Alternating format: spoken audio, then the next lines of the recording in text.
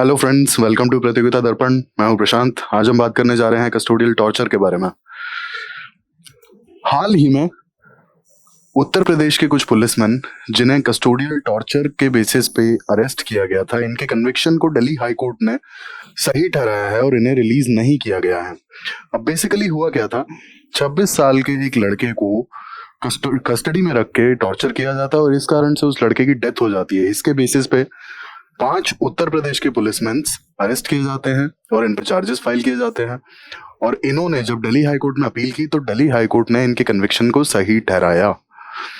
अब basically custodial torture होता क्या है? अगर हम कस्टोडियल टॉर्चर की बात करते हैं, कस्टोडियल टॉर्चर बेसिकली कोई भी इंसान जो पुलिस कस्टडी में या जुडिशियल कस्टडी में होता है और वहां पे उसके साथ जबरदस्ती की जाती है, किसी तरह का फिजिकल या मेंटल पेन उसे दिया जाता है जिससे वो परेशान होता है, यही है basically custodial torture.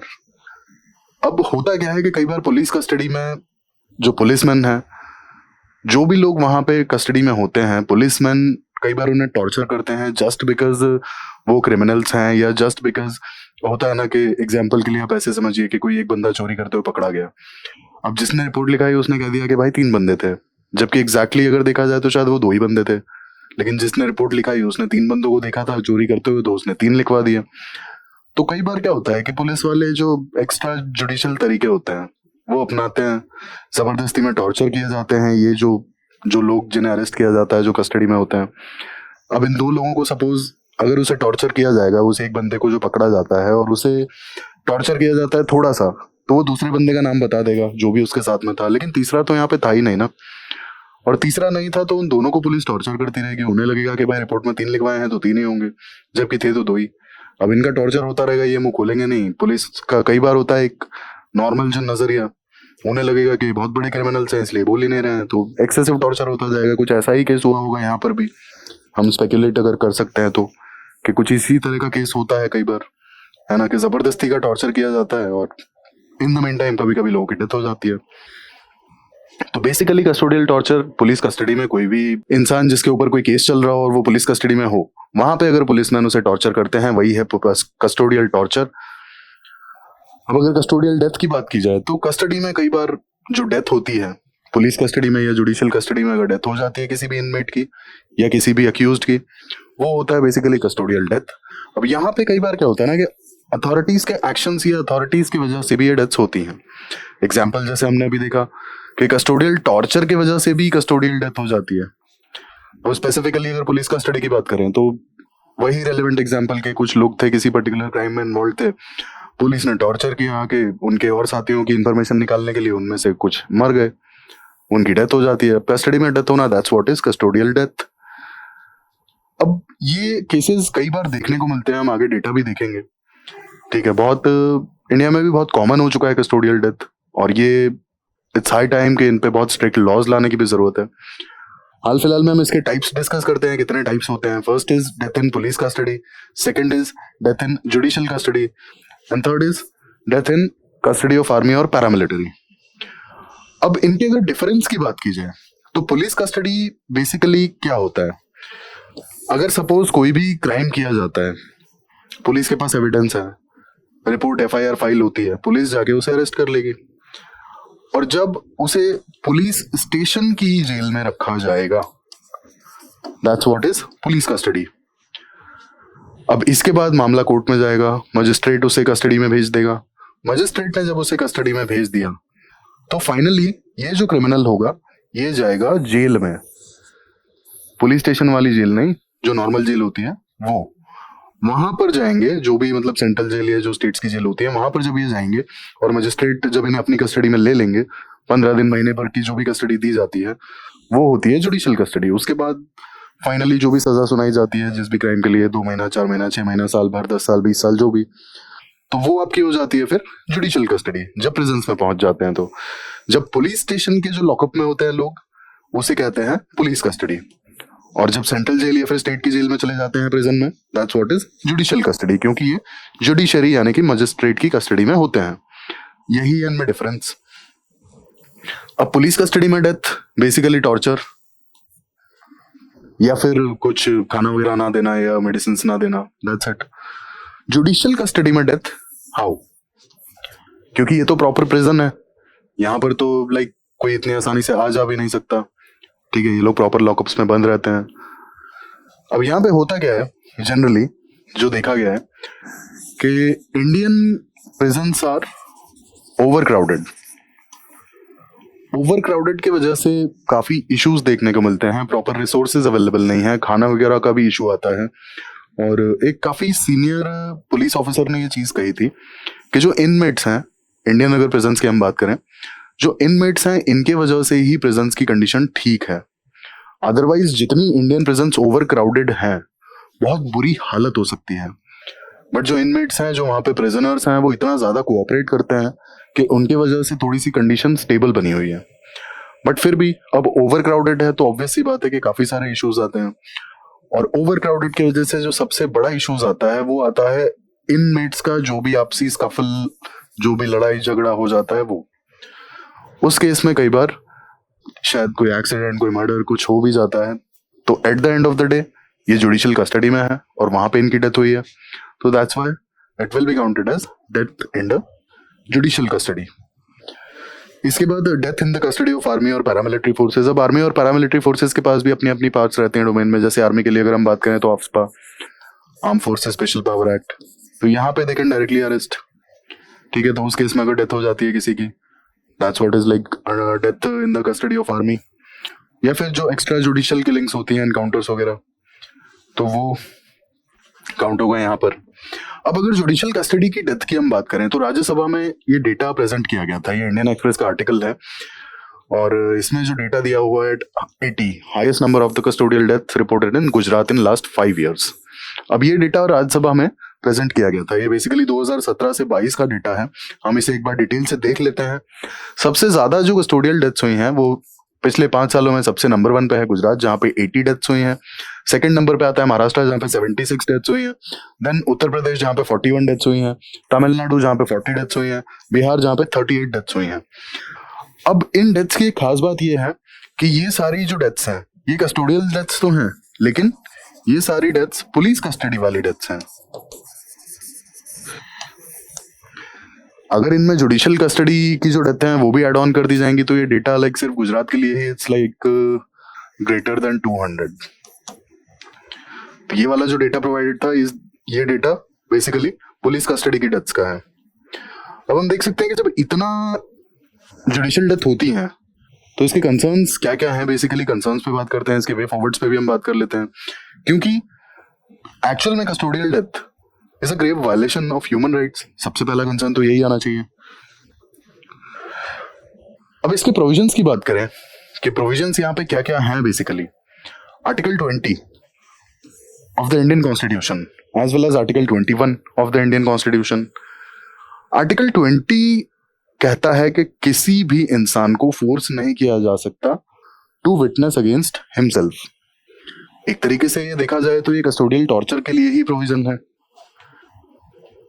Secondly article 21 right to life. Right to life basically के life free of the torture as well as humiliation. इसके बाद इंटरनेशनल कन्वेंशंस भी यहाँ पे काफी सारे हैं कस्टोडियल टॉर्चर के लिए। International human rights law, United Nations charter, Nelson Mandela rules 2015।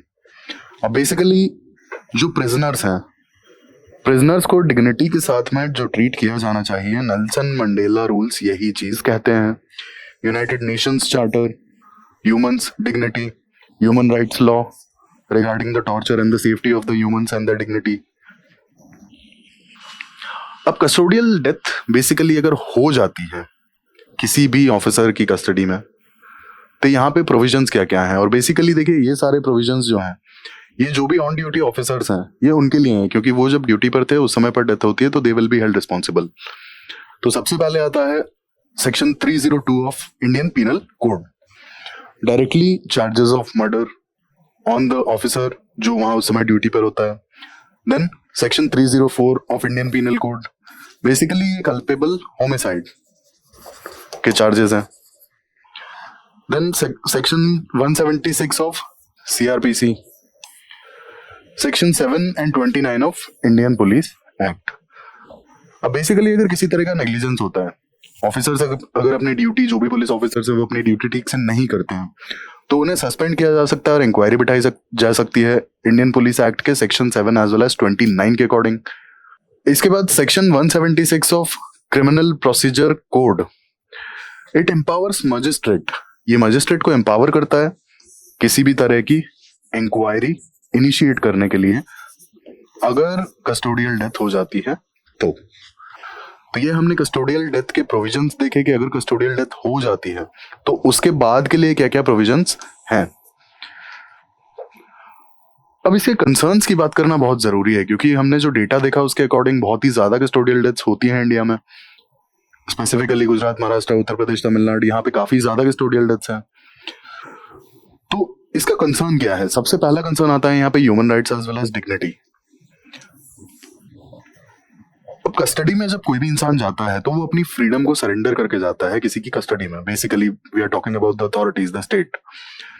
तो कोई भी इंसान अगर पुलिस कस्टडी में जा रहा है तो वो ऑलरेडी अपनी फ्रीडम सरेंडर कर चुका है, और वो अगर सरेंडर कर चुका है अपनी फ्रीडम तो ऑब्वियसली बात है कि जिन लोगों ने उसकी कस्टडी ली है, we are talking about the police officers, the officers on duty in the prisons, ये उनकी ड्यूटी बनती है कि उनके human rights as well as उनकी ह्यूमन डिग्निटी के साथ में कोई छेड़छाड़ ना की जाए, because they are powerful enough to do that.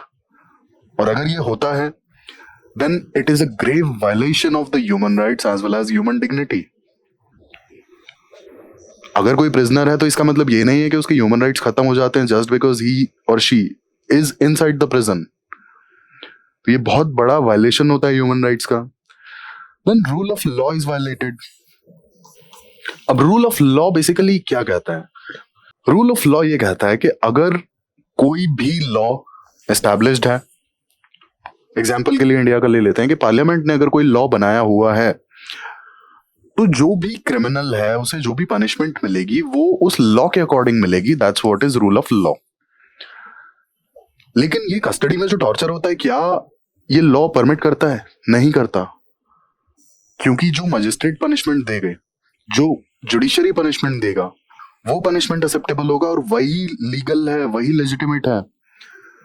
तो क्या पुलिस ऑफिसर्स जो ऑन ड्यूटी हैं उन्हें ये पावर है कि वो किसी भी इनमेट को टॉर्चर कर सकें? नहीं। तो यहाँ पे ऑब्वियस सी बात है कि जो रूल ऑफ लॉ है वो वायलेट किया जा रहा है। ये वायलेट हो कैसे रहा है? एक्चुअल में पुलिस ऑफिसर्स का काम है, अगर किसी कहीं क्राइम हुआ है उस क्रिमिनल को अरेस्ट किया जाए, उसे मजिस्ट्रेट के सामने पेश किया जाए, मजिस्ट्रेट को जो सजा देनी होगी वो उसे मिल जाएगी और उसे जेल ट्रांसफर कर दिया जाएगा, और अगर नहीं मिलनी होगी सजा उसे बरी कर दिया जाएगा। बट यहाँ पे क्या ये प्रोसेस फॉलो हो रहा है? नहीं हो रहा। कस्टोडियल टॉर्चर में ये प्रोसेस फॉलो नहीं हो रहा है, तो it is a grave violation of rule of law. Then presumption of guilty. Presumption of guilty यहाँ पे सबसे बड़ा इशू आता है। जैसे मैंने आपको एग्जांपल के लिए बताया कि कोई भी 2-3 लोग चोरी करने गए थे, पुलिस के पकड़ में एक ही आता है, ठीक है। अब वहां पे क्योंकि सर्टेन सर्कमस्टेंशियल एविडेंस होते हैं इसीलिए उन्हें अरेस्ट किया जाता है। बट ये काम पुलिस का नहीं है, ये काम जुडिशरी का है कि वो उन्होंने काम किया है या नहीं किया, कोई भी क्राइम किया है तो उन्होंने किया है जो अक्यूज्ड है या नहीं किया है, और उन्हें क्या सजा मिलनी चाहिए। बट कस्टोडियल टॉर्चर आप कस्टडी में लेके और आपने होता है ना मारना शुरू कर दिया, टॉर्चर करना शुरू कर दिया जस्ट बिकॉज वहां पे कुछ सर्कमस्टेंशियल एविडेंसेस मिले, तो ये तो आपने पहले ही मान लिया कि ये गिल्टी है। तो यहाँ पे एक्चुअल में रूल ऑफ लॉ फॉलो हुआ? नहीं हुआ। जो प्रोसीजर है, लॉ जो कहता है उसके अकॉर्डिंग जो प्रोसीजर है वो फॉलो कहाँ हो रहा है? तो ये तो रूल ऑफ लॉ का वायलेशन ही होगा ना कस्टोडियल टॉर्चर,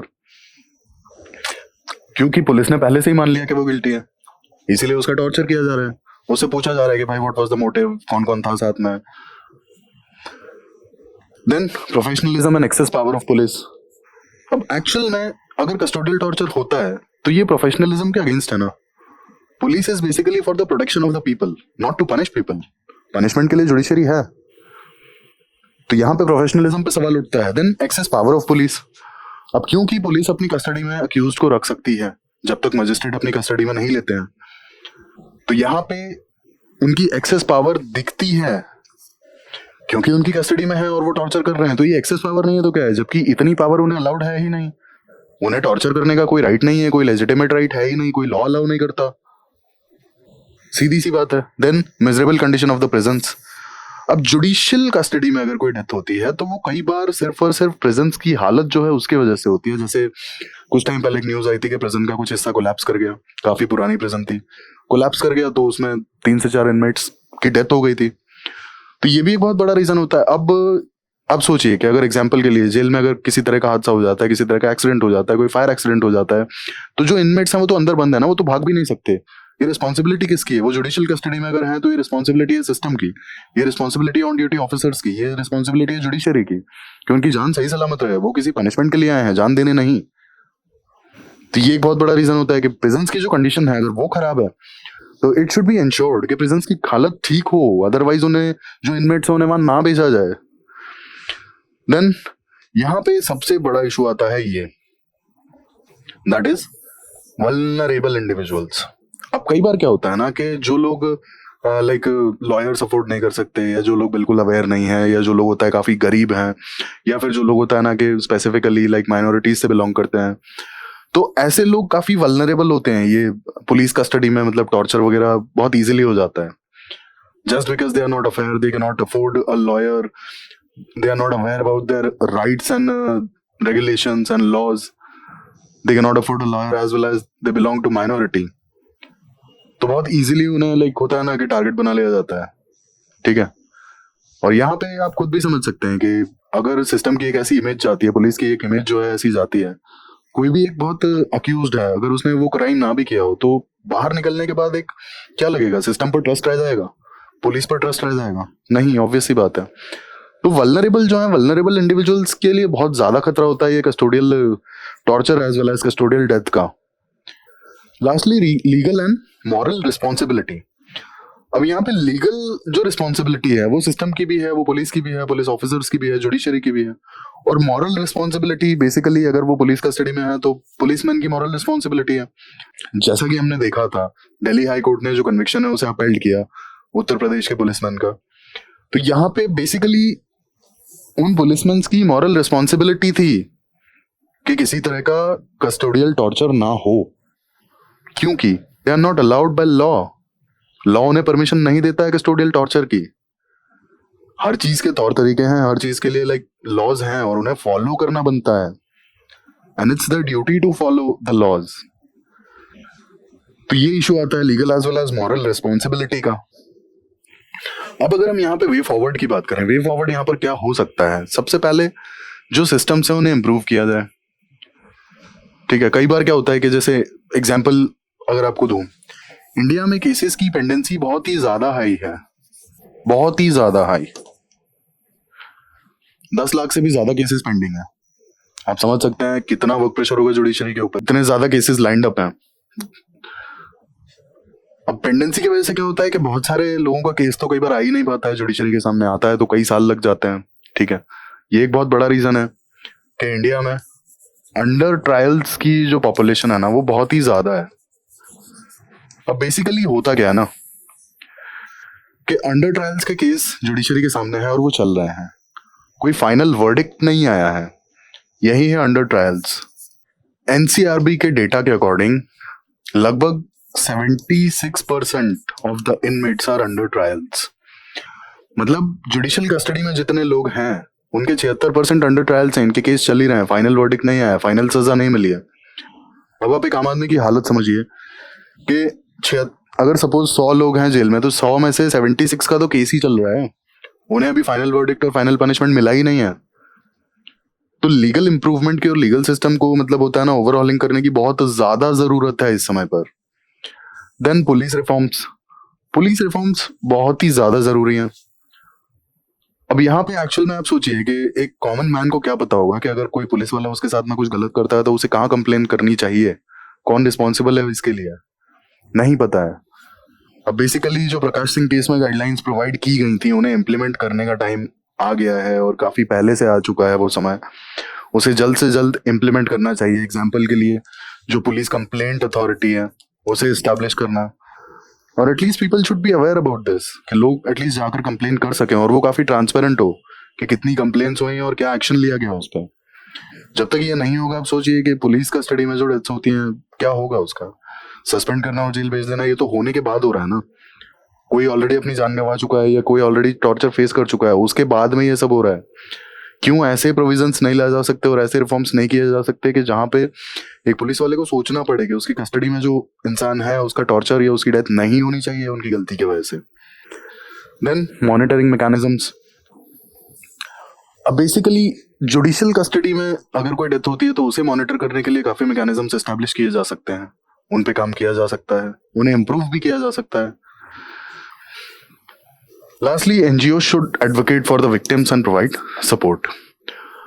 अब NGOs काफी हेल्पफुल हो सकती हैं ऐसे केसेस में। बहुत सारे विक्टिम्स हैं जिन्हें पता ही नहीं है कि उन्हें अरेस्ट क्यों किया जाता है, उनके खिलाफ कोई सर्कमस्टेंशियल एविडेंस मिल गया और उन्हें अंदर डाल दिया गया, और जैसा कि हमने देखा कि 76% of the inmates are still under trials. तो यहाँ पे NGOs काफी हेल्पफुल हो सकती हैं एटलीस्ट उनके केसेस के लिए, उनके सपोर्ट के लिए। Judicial as well as police custody में लोग हैं, if they can't afford a lawyer तो यहाँ पे NGOs एटलीस्ट काम कर सकती हैं। तो ये हमने देखा custodial torture as well as custodial death के बारे में। अब हम एक क्वेश्चन प्रैक्टिस कर लेते हैं यहाँ पे इसी से related. Which of the following statements is are correct? Amitava Roy Committee was appointed by High Court for prison reforms. Malimat Committee submitted its report on criminal justice system of India in 2003. Choose the correct answer using the options given below. One only, two only, both, none. You can pause the video and solve the question. I am telling you the correct answer. First statement, Amitava Roy Committee was appointed by Supreme Court for the prison reforms. Prison reforms sahi hai, but this committee was appointed by Supreme Court. Then Malimat Committee submitted its report on criminal justice system of India in 2003. This statement is correct. So your answer is B, only two. अब basically मालिमत committee ने जो भी recommendations दिए थे criminal justice system पे उन्हें implement नहीं किया गया। और यहाँ पे मालिमत कमेटी का एक रिकमेंडेशन ये था कि जो भी विक्टिम्स है ना, कोई क्राइम होता है तो उसमें जो भी विक्टिम है, विक्टिम्स के लिए काफी कम स्कोप बचता है लीगल सिस्टम में। इन्होंने इस चीज पे बात की थी और मालिमत कमेटी का ये कहना था कि जो लीगल सिस्टम है वो क्रिमिनल्स के फेवर में बायस्ड है। हालांकि इनके जो भी रिकमेंडेशंस थे वो एक भी इम्प्लीमेंट नहीं हुआ आज तक।